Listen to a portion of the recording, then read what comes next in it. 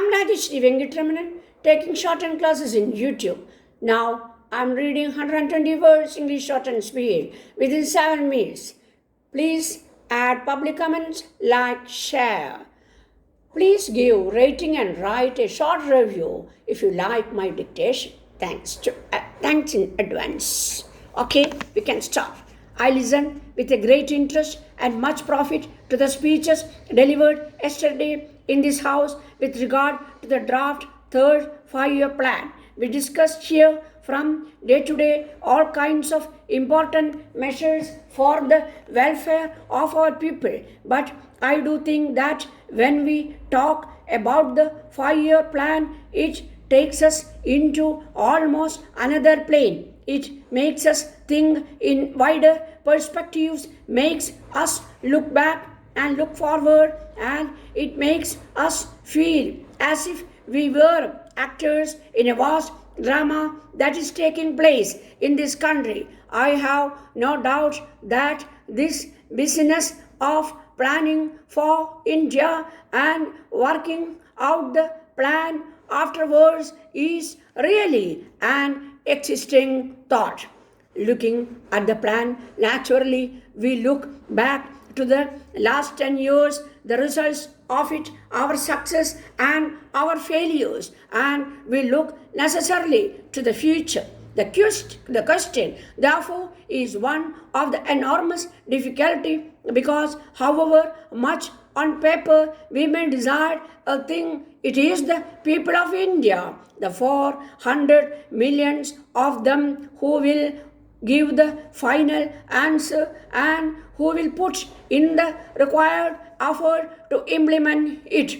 Nobody, not even the greatest autocrat or tyrant, can ultimately force vast numbers of people to do this. Force can be used in some authoritarian method, but ultimately even that has got to have some backing. In India, where we have got a democratic apparatus of government, obviously the question becomes a more difficult one in the sense of inducing and enlisting the cooperation of the public at large to do it.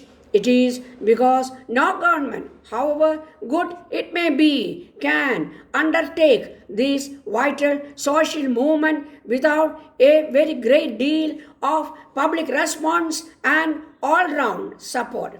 Even so, some have challenged the very essence of planning, and they say that the planning commission is a fifth wheel in the coach coming in the way of the government. Some people call it a super cabinet. Now, all those who think so have not, I am afraid, really grasped that this is all about. They have not grasped that planning is an essential thing today in every country, including those countries which have what is called free enterprise. You will admit that India is more or less an underdeveloped country, and so it cannot move ahead without hard planning and hard work. It cannot be left to the advocates of free enterprise. I am sorry to say anything about them,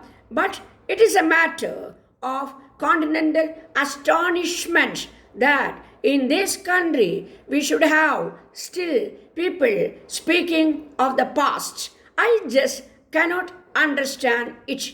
Even men in America or England, which are capitalist countries, realize the necessity for planning in India and the way we are doing it. It is therefore surprising that people isolated from any modern thought and modern developments think that planning is bad and that it takes away one's freedom.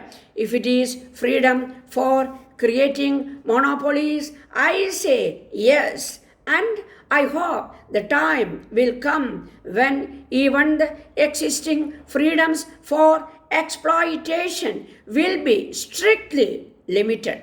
When we plan, we have to be clear as to what we are aiming at. We cannot plan in the air.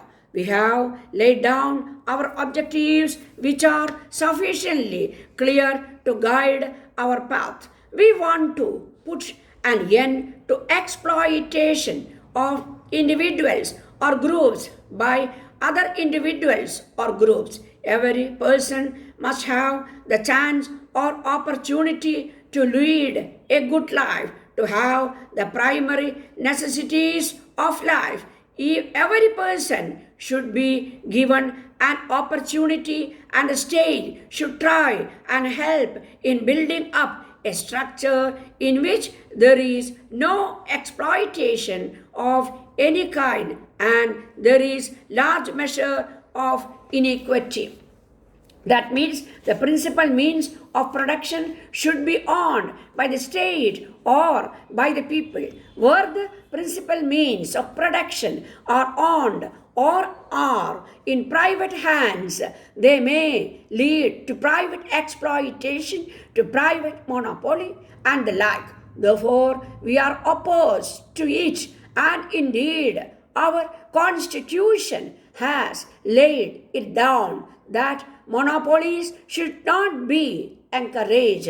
It is of the utmost importance that this concentration of wealth and concentration of economic power should be actively discouraged. In effect, our planning concerns itself with the proper production of wealth and the proper distribution of it. But the conditions in India are different, and I'm quite sure that the whole Indian genius attaches certain moral and ethical values to the political and economic structure. It is true that frustration comes when we cannot implement our desires as we want to. We have to deal with age-old practices, ways of thought, ways of action, and it is very difficult to jump.